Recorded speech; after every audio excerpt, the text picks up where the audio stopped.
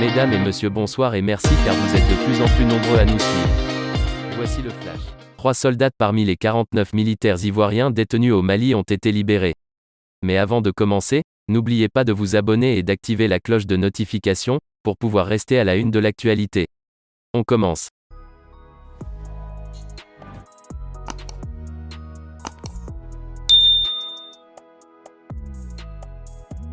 Depuis le 10 juillet, 49 militaires ivoiriens, accusés par Bamako d'être des mercenaires, étaient détenus au Mali.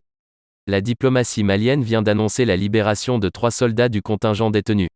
Le Mali a libéré les 3 femmes du contingent de 49 militaires ivoiriens. C'est la diplomatie malienne qui annonce la bonne nouvelle. La libération se fait, à titre humanitaire, spécifie toutefois Bamako, sans préciser la condition des soldats libérés. Soupçonnés d'être des mercenaires, le contingent des 49 soldats ivoiriens est détenu au Mali malgré le fait qu'Abidjan assure que ces militaires sont en mission pour l'ONU, dans le cadre d'opérations de soutien logistique à la mission des Nations Unies au Mali, MINUSMA. Le 15 août, la justice malienne a néanmoins confirmé officiellement leur accusation, tout en inculpant les militaires de tentative d'atteinte à la sûreté de l'État, avant de les écrouer.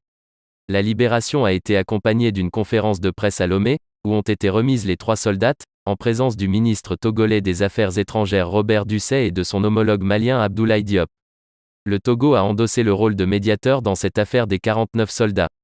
Je voudrais vous annoncer que le président de la transition, du Mali Assimi Goïta a accepté, de procéder à la libération de certains prisonniers, a déclaré lors de cette conférence le ministre togolais des Affaires étrangères.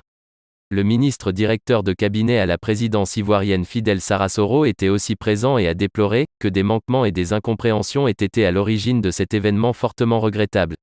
La République de Côte d'Ivoire, soucieuse de maintenir des relations de bon voisinage avec le Mali, s'engage à respecter les procédures des Nations Unies ainsi que les nouvelles règles et dispositions maliennes édictées relatives au déploiement des forces militaires au Mali, a-t-il ajouté, afin d'aplanir les divergences existantes et de contribuer ainsi à la préservation de la paix et de la stabilité dans la sous-région. La République de Côte d'Ivoire s'engage à poursuivre de manière transparente et constructive avec le Mali, les échanges et les discussions sur tous les sujets d'intérêt commun.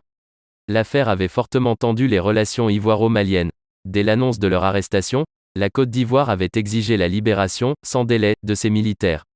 Le gouvernement ivoirien se défendait alors d'avoir toujours œuvré au sein des instances sous-régionales, régionales et internationales, pour la paix, la stabilité et le respect de l'état de droit, ne peut s'inscrire dans une logique de déstabilisation d'un pays tiers. La junte malienne au pouvoir est restée sourde à ces arguments. Même au sein de la population ivoirienne, le sort de ces soldats a ému. Les stars du Zouglou Yodé et Siro leur ont consacré une chanson avec un clip intitulé « Les 49 ». À la fois demande de libération des militaires et appel à la fraternité entre les peuples maliens et ivoiriens, la chanson est devenue très populaire. Dans ce dossier, l'ONU avait cependant reconnu des dysfonctionnements dans une note adressée au gouvernement malien et admis que certaines mesures n'ont pas été suivies. La MINUSMA note que les éléments ivoiriens ont été déployés à Sénou, Bamako, pour assurer la sécurité à la base des NSE allemands dans cette même localité, au lieu de Tombouctou, nord, où est basé le contingent ivoirien de la MINUSMA, était-il notamment expliqué. Selon le média d'information